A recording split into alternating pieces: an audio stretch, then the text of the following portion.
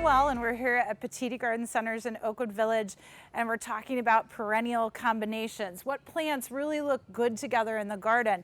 And Stella does a wonderful job here at Oakwood Village. She sets up her runway with all these beautiful plants, and there's so much to choose from. So we're going to isolate, and we're going to talk about a great perennial combination for the shade. So your shade garden is really an area in the garden where you have 4 hours or less of sunlight. And the 3 plants that we selected today, and most of your shade plants would like well-drained soil, but if you will, moist, well-drained soil. So if you can get a good amount of moisture in that area, retain it with some mulch or what have you, and then let it drain out, that's really a good condition for them. The first one that I want to talk about was Astilbe. Now Astilbe, they're still blooming, they're still looking gorgeous at this time of year, and we're, midsummer. And this new variety here is called Mighty Chocolate Cherry. There's a lot of colors in the foliage. You see a bronze and a green. They have these fern leaves, fern type leaves, if you will, that kind of texture.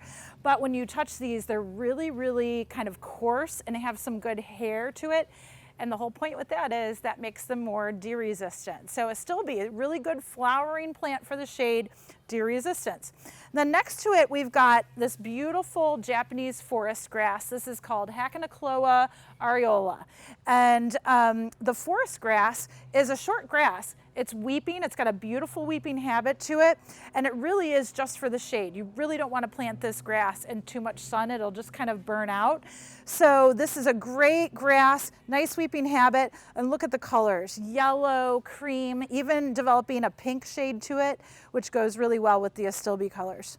And then down below, we have what we call Brunera, or Chinese forget-me-not.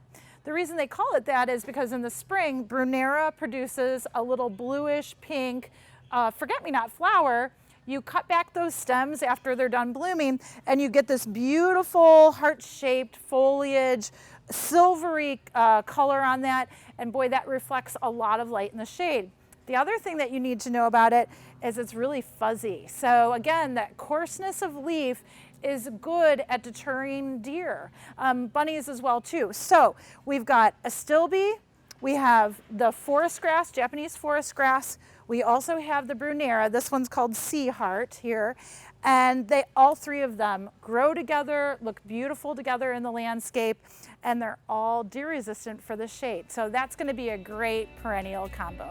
Enjoy.